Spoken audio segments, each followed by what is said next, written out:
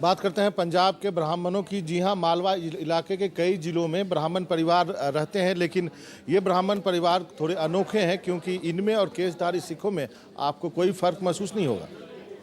अच्छा, ठीक है। कवि पंडित बृजलाल से मिलने हम बरनाला के धौला गांव पहुंचे।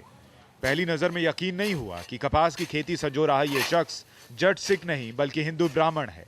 सदियों पहले पुरखे पंजाब आकर बस गए और तब से केश और दाढ़ी रखने की रवायत चली आ रही है।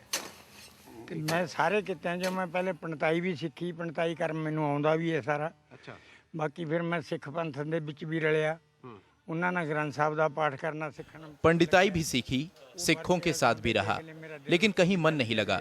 ये सब बेमानी के काम हैं। मुझे कविता में सुकून मिला। सारा भी फिरदा रहा। उदों बाद मेरे दिल ने अपनाया गल भी सब तो कविता है जिहड़ी ये कह के लेने भी ते तू इन्ने लूँ भाई तेरी मर्जी है, ले चल, तेरी मर्जी है नाल। भगवान कहना हुण मैनू ले ही चल, हुण नहीं बस छड़ दे मिलाप।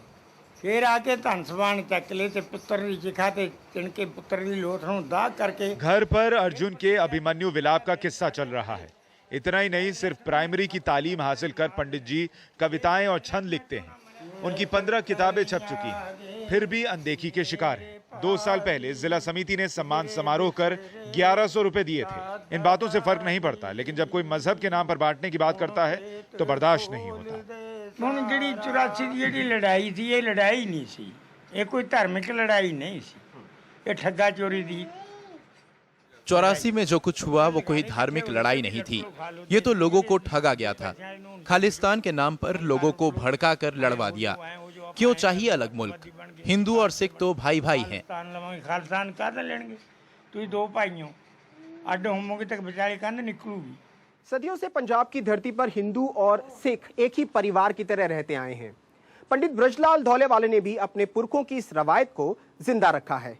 जरूरत है इस पहचान को संजोकर रखने की, ताकि आने वाली नस्लें ये सबक ले सकें कि मजहबी मतभेदों से ज्यादा इंसानी रिश्ते मायने रखते हैं। धौला गांव में करीब 100 परिवार सारस्वत ब्राह्मणों के। साधु राम की हवेली मशहूर है। जन्म संस्कार से लेकर शादी विवाह और कर्मकांड तक वही कराते हैं। सफेद कुर्ता पायजामा, सिर पर पगड़ी और सफेद दाढ़ी से पंडिताई पर कोई फर्क नहीं पड़ता। उल्टे जन कुंडली बनवाने वाले सिख यजमान बढ़ गए हैं।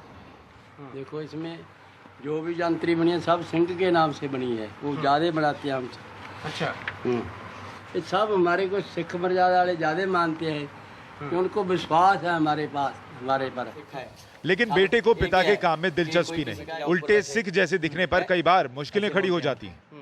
जब हम जाते हैं बरनाला में, जहाँ शहर में जाते हैं, जब नाम पूछता है कई बार किसी का काम है, उसका जहाँ लिखाना है, नाम लिखाना है, या गवाही पानी है, या उसको बोलते हैं, दस्तखत करते हैं, बोलते हैं तुम्हारा क्या नाम है? हमारा नाम है मंगल राम। जब बोलते हैं मंगल राम तो ऐसे देखते हैं हमारे। ब्राह्मण कोई यकीन नहीं करता। ब्राह्मण कोई यकीन नहीं करता। हम जब अपना आइडेंटिटी कार्ड वगैरह जहाँ कोई ड्राइविंग लाइसेंस दिखाते हैं फिर यकीन करता है। हिंदुओं की धर्मशाला में गुरु गोबिंद सिंह जी की तस्वीर और सरदार बलजीत सिंह की कोठी में भगवान कृष्ण की मूर्ति। धौला गांव की इस खासियत ने गांव के माहौल को आतंकवाद की आग से भी बचाए रखा। धर्मशाला पंडितों का है, लेकिन तस्वीर गुरु गोबिंद सिंह जी की लगी है। सिख परिवारों के घरों पर भगवान कृष्ण की मूर्तियां लगी हैं। सदियां गुजर गई, लेकिन इस गांव को मजहब या पंथ बांट नहीं पाए। इस गांव को किसी की नजर न लगे। बरनाला के धौला गांव से कैमरा पर्सन अर्पित जायसवाल के साथ Anand Patel, NDTV India. India's #1 news app just got even better. Download NDTV's new app, fully optimized for retina display, full screen view, faster response time, and Sudoku. NDTV's new iPad app. Download now.